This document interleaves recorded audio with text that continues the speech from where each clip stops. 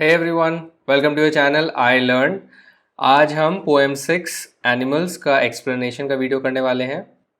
Before we start, अगर आपने हमारे चैनल को सब्सक्राइब नहीं किया है तो प्लीज़ सब्सक्राइब और हमें सपोर्ट करें। Also press the bell icon. तो चलिए अब हम स्टार्ट करते हैं poem animal. The poet tells us that he feels more at home with animals than humans whom he finds complicated and false। ये जो पोएम है ये फिलोसफिकल है इन नेचर। आप उसको एकदम लिटरल सेंस में लेंगे तो आपको समझ में नहीं आएगा कि पोएट क्या बोलने की कोशिश कर रहे हैं, but we have to understand poet का नज़रिया यहाँ पे वो जो कहने जा रहे हैं। एंड इन समरी वो क्या कह रहे हैं कि he feels more at home. More at home यानी feels more close to. More at home होना क्या मतलब, एज इफ कि आप अपने घर में, मतलब आप सेफ फील करते हैं, क्लोज फील करते हैं। You feel that you belong somewhere, so feel more close, more belonging, as if कि आप बिलोंग करते हैं उस जगह से, उस प्लेस से या उन लोगों से। तो वो कह रहे हैं कि मुझे एनिमल से ज़्यादा बिलोंगिंग दिखती है। मुझे ऐसा लगता है कि मैं एनिमल से ज़्यादा बिलोंग करता हूँ, क्लोज फील करता हूँ, सेफ फील करता हूँ उनके साथ then humans whom he finds complicated, जिन्हें वो क्या समझते हैं, कॉम्प्लिकेटेड, एंड फॉल्स। फॉल्स यानी झूठे, कॉम्प्लिकेटेड यानी बहुत ही ज़्यादा उनको समझना बहुत मुश्किल है। इन दैट सेंस आपको लेना है। कॉम्प्लिकेटेड मतलब उनको समझना आसान नहीं, कभी वो कुछ करते हैं कभी वो कुछ करते हैं, हमारे लॉजिक और रीजनिंग में वो चीज़ फिट नहीं बैठ रही है कि इस तरह से बिहेव क्यों कर रहे हैं ह्यूमंस। एंड मोर और लेस ये ट्रू है। And of course this comes with intelligence. जैसे आप इंटेलिजेंट बीइंग्स होते जाते हैं, आप उतने ज़्यादा ही अनप्रडिक्टेबल होते जाते हैं। सो अनप्रडिक्टेबिलिटी भी एक लेट्स से एक ट्रेट हो जाती है। बट ये पोएट ऐसा क्यों कह रहे हैं ये हम समझने की कोशिश करते हैं। एंड क्या आर्ग्यूमेंट्स दे रहे हैं इसको सपोर्ट करने के लिए कि वो क्यों एनिमल्स को ज़्यादा बेटर बोल रहे compare to humans. Let's see. I think I could turn and live with animals, they are so placid and self contained. I stand and look at them long and long. तो सबसे पहले हम क्या notice करते हैं poem में कि क्या उसकी कोई राइमिंग स्कीम है, and clearly there is no rhyming scheme. तो राइमिंग स्कीम इसमें नहीं है। एंड इसको हम थोड़ा सा और डिस्कस करेंगे जब हमारी पोएम खत्म हो जाती है। अभी पोएम पे फोकस करते हैं कि क्यों इस तरह से पोएम लिखी जिसमें आपको कोई भी एक लेट्स से राइमिंग स्कीम नहीं दिख रही है। तो इसमें डिफिकल्ट वर्ड्स क्या हो सकते हैं। प्लासिड, प्लासिड का मतलब क्या है, काम एंड नॉट ईजिली एजिटेटेड, शांत स्वभाव के, और जिन्हें आप जल्दी से एक्साइट या एजिटेट नहीं कर सकते। उनको आप लेट्स से परेशान कर दिया आपने और वो एकदम से एंग्री हो गए, ऐसा नहीं कर सकते। तो ऐसे इस क्वालिटी को आप कहते हैं प्लासिड होना। सेल्फ कंटेन का मतलब है, सेल्फ खुद में कंटेन होने का मतलब क्या हो गया कि आप इंडिपेंडेंट, आपको किसी और लोगों की ज़रूरत नहीं है, you have everything to do. तो that is called little bit independent. तो जो भी उन्हें कुछ चाहिए वो उनके पास है, तो they are self contained. I stand and look at them long and long. यहाँ पे बहुत ही क्यूरियस वे में लेट्स से ऑथर ने दो वर्ड का इस्तेमाल किया है। यहाँ पे long is about the time, that for a long extended length of time, बहुत समय तक मैं देखा।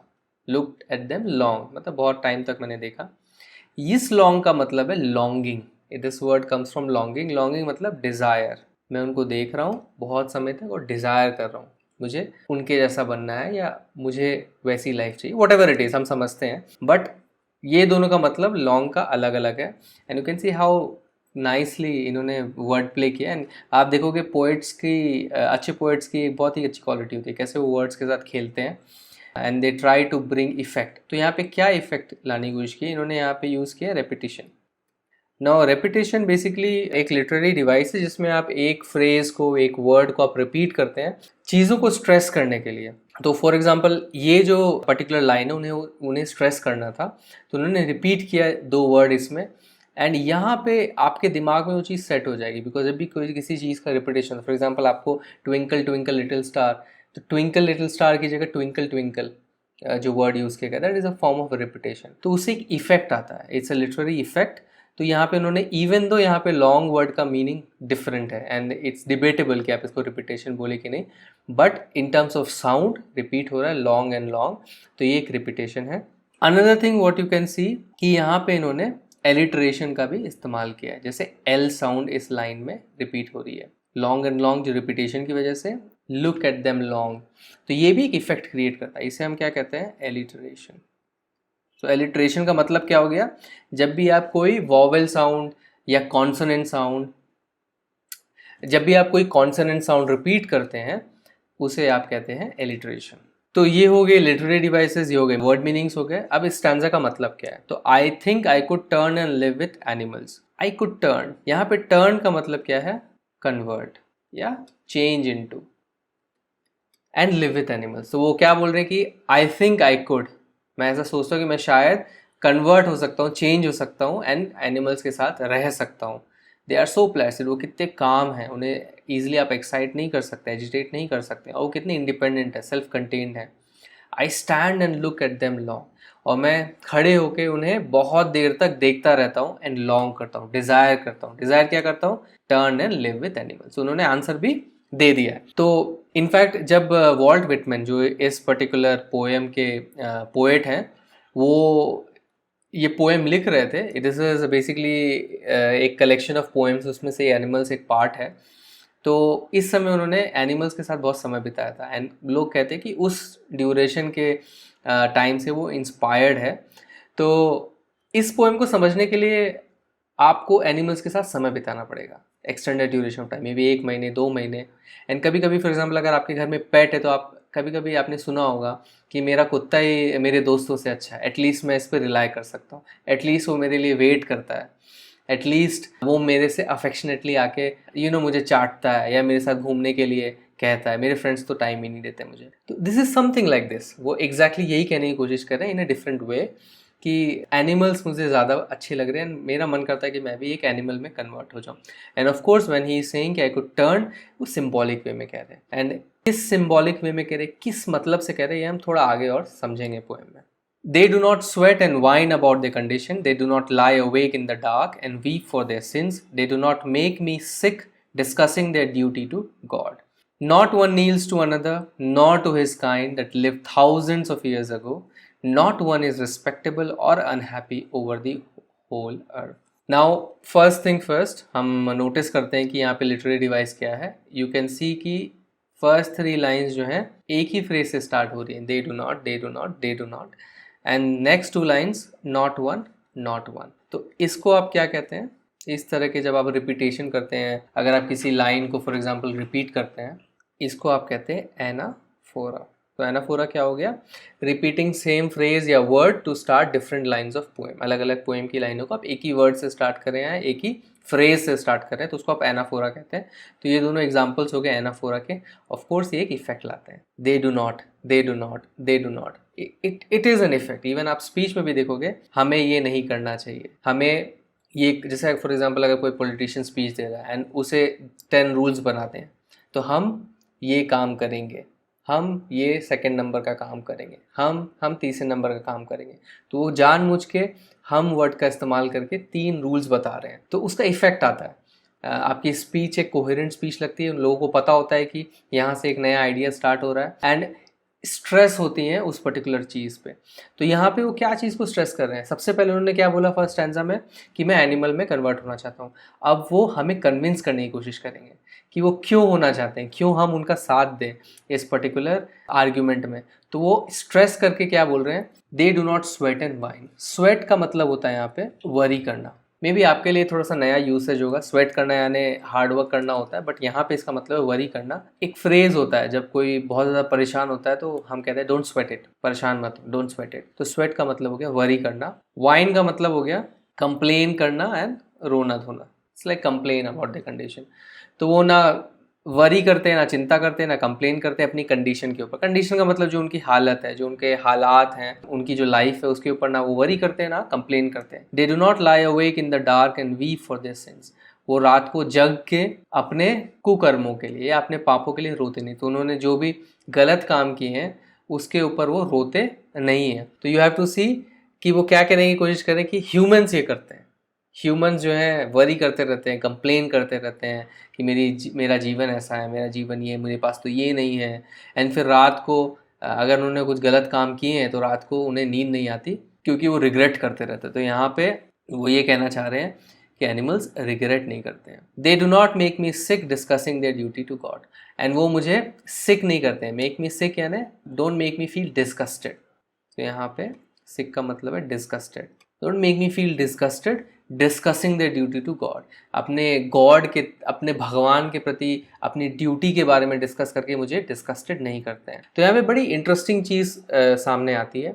हमें समझ में आता है कि वॉल्ट विटमैन मे बी शायद रिलीजियस पर्सन ना हो, उन्हें ड्यूटी टू गॉड और भगवान पे बिलीव करना या हमारे जीवन में चीज़ें करना बिकॉज हम गॉड से डरते हैं, उनके लिए हमारी ड्यूटी है, उन्हें ये सब चीज़ें पसंद नहीं है। इनफैक्ट बहुत सारे फिलोसफर्स ने जो बेसिकली फ्री थिंकिंग करते हैं, जो सोसाइटी के जो भी रूल्स हैं उनको फॉलो नहीं करते बिकॉज उन्हें फ्लॉज दिखते हैं कुछ, क्योंकि सोसाइटी के जो रूल्स भी आए हैं वो सोसाइटी को आसानी से चलाने के लिए आए हैं, लेकिन ज़रूरी नहीं कि वो लॉ हमेशा सही हो। One of the best examples अगर मैं आपको इस लॉ का दूं, जो of course we have to follow, but मुझे कभी कभी लगता है कि it is not really good, and इसके सॉल्यूशंस भी आ गए हैं कि रात को 12 बजे अगर मैं बाइक चला रहा हूँ, पूरा रोड खाली पड़ा है, फिर भी एक सिग्नल जो है रेड के ऊपर है, मुझे दिख रहा है कि ना लेफ्ट से ना राइट से ना सामने से कोई आ रहा है, फिर भी मुझे वहाँ पे 1 मिनट रुकना है बिकॉज रेड लाइट सिग्नल है। मैं एक्चुअली क्रॉस कर सकता हूँ, मैं कोई रूल नहीं तोड़ूंगा एक्सेप्ट ट्रैफिक लाइट के रूल के तोड़ने के अलावा, but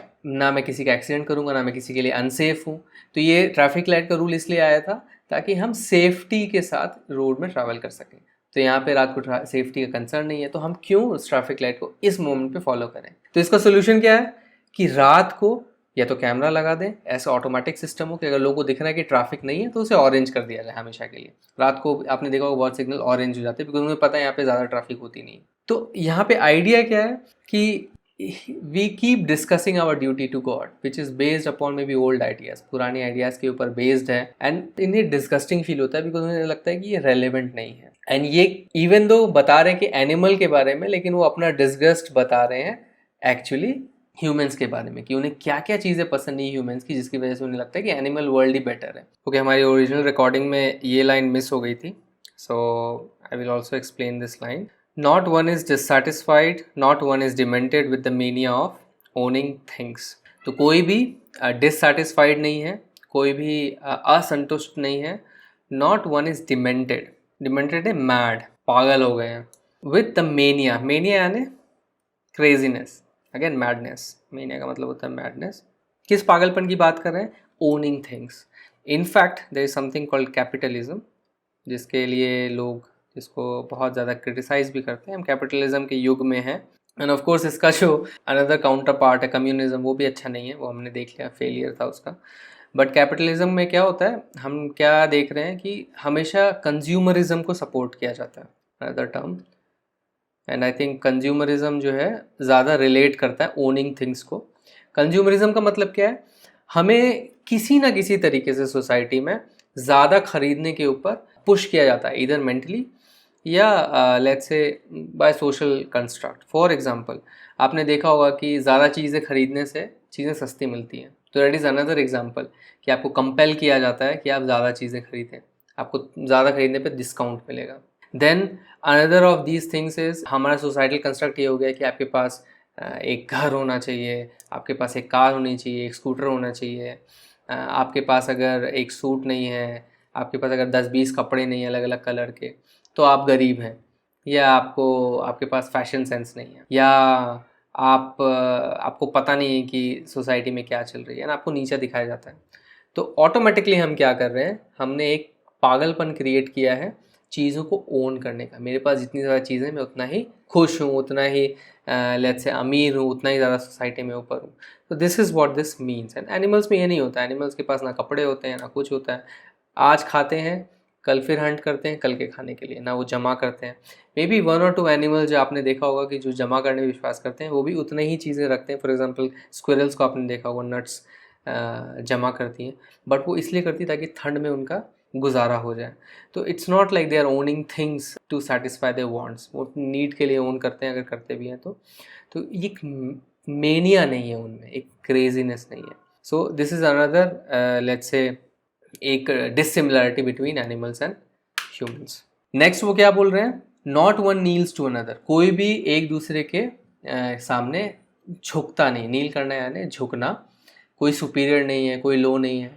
nor to his kind that live thousands of years ago, तो ना ही एक दूसरे एक एनिमल दूसरे एनिमल के सामने झुकता है, ना ही वो अपने ही किसी पुराने आदमी के सामने जो हज़ारों सालों पहले जिए हैं उनके सामने झुकता है ना। इसका मतलब क्या हुआ, live thousands of years ago. तो अगर हम अपनी बात करें तो हम हज़ारों सालों पहले किसके सामने झुकते हैं, तो आपने देखा होगा कि कुछ हीरोज़ थे हमारे, कुछ लेट्स से स्टेट में से महाराष्ट्र हो गया, वहाँ पर शिवाजी राव को बहुत माना जाता है।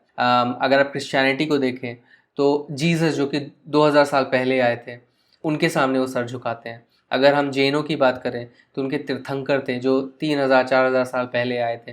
वो तीर्थंकर भी कभी ह्यूमंस थे एंड फाइनली उन्होंने निर्वाणा लिया एंड उनके सामने अब लोग सर झुका रहे हैं। तो कह रहे हैं कि एनिमल्स में ये सब नहीं है, ना वो एक दूसरे के सामने सर झुकाते हैं, ना वो जो हज़ारों साल पहले रह चुके हैं उनके सामने सर झुकाते हैं। नॉट वन इज़ रिस्पेक्टेबल और unhappy over the whole earth. ना ही कोई रिस्पेक्टेबल है, ना ही किसी का कोई रेपुटेशन है, बहुत हाई रेपुटेशन है, ना ही कोई अनहैप्पी है, कोई दुखी भी नहीं है। ओवर द होल अर्थ, पूरे अर्थ के लिए, वो पूरे अर्थ में कोई भी ऐसा एनिमल नहीं है जो या तो किसी को आप कहेंगे बहुत ज़्यादा रेपुटेशन इसकी या बहुत ज़्यादा दुखी है। तो इन्होंने काफ़ी स्ट्रॉन्ग आर्गूमेंट्स बेसिकली दिए हैं क्यों वो चाहते हैं कि एनिमल वर्ल्ड में चले जाए, एनिमल में कन्वर्ट हो जाए, या रादर हम कह सकते हैं कि क्यों वो क्या फ्लॉज हैं ह्यूमंस में अभी जिसकी वजह से वो बेसिकली ये लिख रहे हैं। So they show their relations to me and I accept them, they bring me tokens of myself, they evince them plainly in their possession. तो वो क्या कर रहे हैं animals, they show their relations to me, वो अपना relation, अपना connection, similarity. तो रिलेशन का यहाँ पे मतलब है सिमिलैरिटी।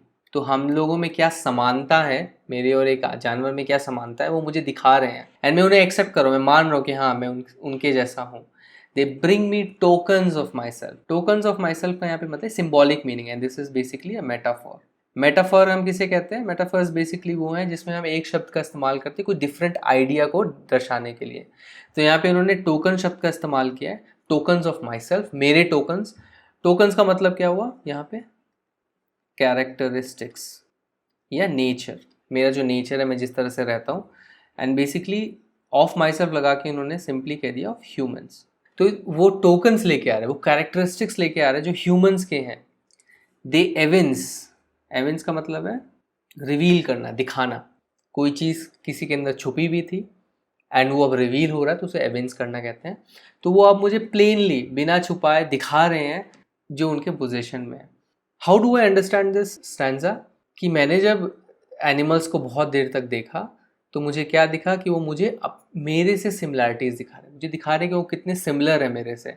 और इस सिमिलैरिटी को दिखा के वो क्या कर रहे हैं, मेरे को मेरा ही जो नेचर होना चाहिए, जो ट्रू नेचर है। तो बेसिकली यहाँ पे वो कह रहे हैं कि जो मेरा ट्रू नेचर होना चाहिए, जो ह्यूमंस का ट्रू नेचर होना चाहिए, वो प्लेनली दिखा रहे हैं उनकी पोजीशन में। बेसिकली वो खुद, उनके पास जो ट्रू नेचर है वो हमारा नेचर होना चाहिए था, वो हमें दर्शा रहे हैं कि हम क्यों ऐसे नहीं हैं। अब कहाँ हम इस सिविलाइजेशन के दौर पे, इस प्रोग्रेस में, इस टेक्नोलॉजिकल एडवांसमेंट्स में हम ये जो नेचर है शायद कहीं भूल गए हैं एंड वो हमें दिखा रहे हैं कि ये उनके पास है एंड ये हमारा कभी ये ट्रू नेचर हुआ करता था। I wonder where they get those tokens, did I pass that way huge times ago and negligently drop them. तो वो क्वेश्चन पूछ रहे हैं, मैं सोचता हूँ, वंडर करता हूँ कि उन्हें ये टोकन्स कहाँ से मिल रही है, कैरेक्टरिस्टिक्स जो है उनके अंदर, ये कहाँ से मिल रही है उनको।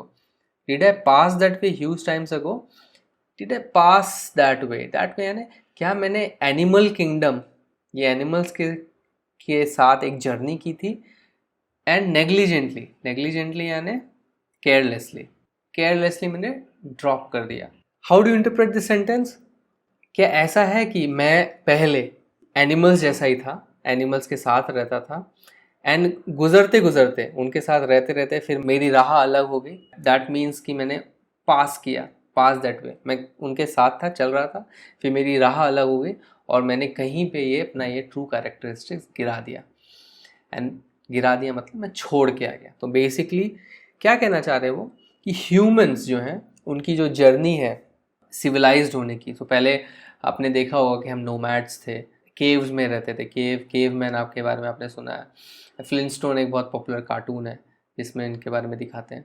तो पहले हम इस तरह से केव में रहते थे, बट हम जैसे जैसे सिविलाइज्ड होने लगे, हमने एग्रीकल्चर को अडॉप्ट किया एंड देन हम बड़े बड़े कॉलोनीज़ बनाने लगे, तो उसके साथ शायद हमने अपना ट्रू नेचर गंवाते गए, खोते गए, हम गिराते गए।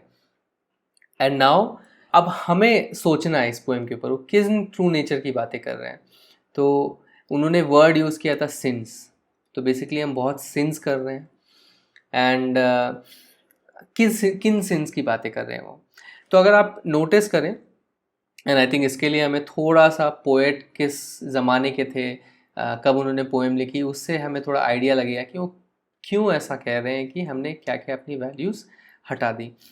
तो इस पोएम को लिखा है वॉल्ट विटमैन ने, जो कि songs of my self basically एक पोएम है, उसमें से एक पार्ट है ये। एंड ये leaves of graduate collection of poems उसमें से आई है। इनफैक्ट ये जो पोएम का कलेक्शन जब पब्लिश हुआ था तो वॉल्ट विटमैन ने अपना नाम नहीं डाला था। आई थिंक सिर्फ ये एक फ़ोटो डाली थी as an image of that. And बहुत ही कंट्रोवर्शियल ये पोएम का कलेक्शन था, बिकॉज को लोगों को लग रहा था कि ये बहुत गलत है जो ये इसमें कहा जा रहा है, बहुत गलत आइडियाज़ हैं। एंड नाउ यू नोटिस कि वो इस दौरान थे 1819 एंड 92, करीब 100-200 साल पहले। एंड आइडियाज़ चेंज होते हैं, आइडियाज़ चेंज होने चाहिए। एंड अगर ये पोएम ख़राब होती तो शायद आपके सिलेबस में ना होती। तो उस समय इवन दो उस समय के लोगों ने इसे रिजेक्ट कर दिया, लेकिन अब इसकी पॉपुलैरिटी बढ़ गई है एंड लोग आप समझने की कोशिश करें कि इन्होंने काफ़ी अच्छा लिखा था। तो इवन दो उनका ये लेट्स से पोएम रिजेक्ट हुआ या लोगों ने बहुत ही क्रिटिसाइज़ किया इन द रॉन्ग वे, वो स्टिल एक मेजर फिगर थे अमेरिकन पोइट्री में। एंड उस ज़माने में जब पोइट्री जो है राइमिंग स्कीम के साथ लिखी जाती थी, मेट्रिकल यानी म्यूज़िकल वे में लिखी जाती थी, एक मैट्रिक्स होता था, सिलेबल काउंट्स होते थे, उस ज़माने में उन्होंने ट्रेडिशन से ब्रेक किया, मतलब ट्रेडिशन को तोड़ते हुए एक नई और रेवोल्यूशनरी काइंड ऑफ पोइट्री लिखनी स्टार्ट की, that is free verse. In fact क्या होता था पहले ज़माने में, जब इस तरह की पोइट्री कोई लोग करते थे एंड लेट्स से आपका मन किया, आपने पोइट्री लिखी, आपने कुछ वर्ड्स लिख के उन्हें अरेंज कर दिया स्टैंजास में, तो लोग बोलेंगे तुमने ये क्या किया है, इसमें ना राइमिंग स्कीम है ना क्या है, तुम पोएट नहीं हो। बट ऐसा कोई बड़ा आदमी अगर इस ट्रेडिशन को ब्रेक करते हुए वो अडॉप्ट करता है, देन लोग रीथिंक करते हैं कि अगर इतना बड़ा आदमी अगर एक कुछ नया टेक्निक लाया है, इसका मतलब कुछ तो है इसमें, and then there is an adoption. तो उन्होंने अपने रेपुटेशन के बारे में ना सोचते हुए इस ट्रेडिशन से ब्रेक ऑफ किया एंड देन उन्होंने फ्री वर्स में, सो बेसिकली हमने देखा कि इट इज़ एज इफ एक सेंटेंसेस लिखे गए हैं, उस तरह से इन्होंने लिखा है, तो that is called free verse. वो नॉन कन्फॉर्मिस्ट थे। नॉन कन्फॉर्मिस्ट का मतलब होता है जो सोसाइटी के जो भी रूल्स हैं, जो भी स्टैब्लिश रूल्स हैं, जो चेंज नहीं हुए सालों से, उन्हें वो फॉलो नहीं करते। They are even called free thinkers. And of course हर ज़माने में ऐसे लोगों को बद्दुआएं मिलती हैं, उन्हें बहुत ज़्यादा लेट्स से इंटॉलरेंस का सामना करना पड़ता है। बट आज हम उनके बारे में पढ़ रहे हैं, मतलब उन्होंने ग्रेटनेस अचीव की because they were free thinkers. And you can imagine कि हम ऐसे एज से आए हैं जो 200 साल 100 साल पहले, जब फ्री थिंकिंग को इतना लेट्स से इम्पोर्टेंस दिया जाता था। एंड हम खुद देख रहे हैं फ्री थिंकिंग की वजह से हम उन लोगों को अपना एक लेजेंड मानते हैं, उन्हें हम फॉलो कर रहे हैं, उनकी पोएम्स पढ़ रहे हैं। तो आज हम फ्री थिंकिंग क्यों नहीं कर रहे हैं? आज हम क्यों इतने ज़्यादा इनटॉलरेंट हैं? अगर कोई सोसाइटी के रूल फॉलो नहीं करता, अगर कोई डिफरेंट है, अगर कोई चाहता या चाहती है कि मैं इस तरह से चीज़ें ना करूँ, मैं इस तरह से करूँ, तो हम क्यों उनको क्रिटिसाइज़ करते हैं? क्यों हम उन्हें फ्री थिंकिंग नहीं करने देते हैं? तो ये आपकी सोचने की बात है। आप क्लास 10th में हैं and now you will step into a mature world धीरे धीरे। एंड अब आपके सिलेबस में ये सब चीज़ें इसलिए दी गई ताकि आपका माइंड थोड़ा खुले, you keep thinking new things, क्योंकि आप पढ़ रहे हैं सिर्फ इसलिए नहीं कि आपको आगे जाके जॉब मिले, आप किसी की नौकरी करें, इसलिए भी कि आप अपनी लाइफ को चेंज करें। एंड इस तरह के फ्री थिंकर्स के अगर आप पोएम पढ़ते हैं तो वी एक्सपेक्ट कि आपके अंदर भी थोड़ी सी एक फ्री थिंकिंग वाला एक एटीट्यूड आए। एंड जब आपके अंदर ये एटीट्यूड आएगा तो आप थोड़े ज़्यादा टॉलरेंट होंगे। टॉलरेंट होने का मतलब ये है कि अगर कोई सामने वाला भी फ्री थिंकिंग कर रहा है, कुछ अलग करने की कोशिश कर रहा है, जो सोसाइटी के ट्रेडिशन के मे बी एग्जैक्टली फॉलो ना कर रहा हो, आप फिर भी उसका नज़रिया समझेंगे and you will try to understand कि वो क्यों ऐसे करें, एंड स्टिल आप उनको अपने सोसाइटी में एक्सेप्ट करेंगे। तो यहाँ पे लिखा गया कि वो हर मामले में फ्री थिंक करते हैं, कंसिडरिंग उनकी पोइट्री हो या उनकी सोशल लाइफ में, इवन सोशल लाइफ में भी वो एकदम फ्री थिंक करते हैं। आपने देखा कि कैसे 1800 के ज़माने में भगवान के बारे में कुछ बोलना, मैं भगवान को फॉलो नहीं करता है, बहुत बड़ी बात है। आज आप देख रहे हो कि बहुत ज़्यादा अथीज़म फैल रहा है, एंड नाउ हम थोड़ा सा लेट्स से बैलेंस्ड अप्रोच लेते हैं। हमें पता है कि हाँ एक सुप्रीम पावर है लेट्स से, लेकिन हम फिर भी अपना लाइफ डिक्टेट नहीं करते रिलीजन से, क्योंकि हमें पता है रिलीजन शायद अपडेट नहीं हुआ, अपडेट होना चाहिए। एंड बहुत सारे रिलीजन जो अपडेट भी हो रहे हैं, आपने देखा हिंदुज़म में बहुत ज़्यादा नई नई चीज़ें अब आ गई हैं, पुरानी चीज़ों को ख़त्म किया गया है। तो ये क्यों हुआ? मे भी शायद हमारी सोसाइटी में भी बहुत सारे फ्री थिंकर्स थे। फॉर एग्जांपल राजा राम मोहन रॉय, जिन्होंने सती प्रथा हटाई। तो इस तरह के लोगों ने, जो फ्री थिंकर्स थे, उन्होंने वो पुरानी चीज़ें हटाते हैं, ब्रेक अवे करते ट्रेडिशन से, नई चीज़ें लाते हैं। तो आई नो कि मैंने थोड़ा समय बिताया है इस पर्टिकुलर चीज़ में, जो कि मे बी आपके कोर्स में ना हो, but trying to make you understand कि इतने बड़े आदमी हैं, फ्री थिंकर हैं, they should inspire you. And ये पोएम जो है थोड़ी फिलोसफिकल है। एंड नाउ अब आपको समझ में आएगा कि 1800 के दौरान बेसिकली अमेरिकन सिविल वॉर चल रहा था, and he was also there जब अब्राहम लिंकन थे, वो उनका असैसिनेशन भी हो गया। तो you can imagine civil war के दौरान इतना मारकाट होता है, चारों तरफ आपको दिख रहा है कि लोग एक दूसरे को मार रहे हैं, ब्लड स्पिल कर रहे हैं, जबकि हमें कंपैशनेट होना चाहिए, हमें एक दूसरे की मदद करनी चाहिए। इस ज़माने में हम एक दूसरे पे गन चला रहे हैं। तो उनके दिमाग में क्या चल रहा होगा कि मुझे इंसानों के साथ नहीं रहना है, एनिमल्स ही अच्छे हैं। एटलीस्ट वो एक दूसरे को बिना बेवजह मारते तो नहीं है। एंड इनफैक्ट ये ट्रू है, humans are the only animals जो किल करते हैं फॉर स्पोर्ट। हमने देखा था हंटिंग 1900s 1800s में धड़ल्ले से होती, इसलिए टाइगर की पॉपुलेशन, लायंस की पॉपुलेशन इतनी कम हो गई है। तो हम स्पोर्ट के लिए, मज़े के लिए किलिंग करते हैं। That is the only living being on earth जो मज़े के लिए किल करता है। अगर आप लायन को देखोगे, वो एक हिरन मारेगा क्योंकि उसको अपना पेट भरना है। That is not true for humans. हम कभी कभी स्पोर्ट के लिए, आपने देखा कि कबूतरों को लोग मारते रहते हैं जस्ट बिकॉज उन्हें मज़ा आता है। And that is why in thought process के शायद पोएट बोल रहे हैं, मुझे काश मैं एनिमल में कन्वर्ट हो जाऊँ। And this is obviously something for you to think about. आप सोचें, मे बी और पॉइंट्स निकाल के बैठें कि क्या वो सोच के इन्होंने ये पोएम की है। Thanks for watching this video. अगर ये वीडियो आपको पसंद आए तो इस वीडियो को एक लाइक दीजिए, अपने कमेंट्स और फीडबैक्स कमेंट सेक्शन में लिखिए, और हमारे चैनल को सब्सक्राइब कीजिए। आप हमारे चैनल को सब्सक्राइब इस गोल लोगो पे क्लिक करके सब्सक्राइब बटन दबा के कर सकते हैं। इस बेल आइकन को भी प्रेस करना ना भूलें, ताकि हमारे सारे वीडियोस की नोटिफिकेशन आप तक जल्द से जल्द पहुंचे। इस चैप्टर के क्वेश्चन आंसर्स के वीडियो के लिए स्टे ट्यून्ड। Bye bye.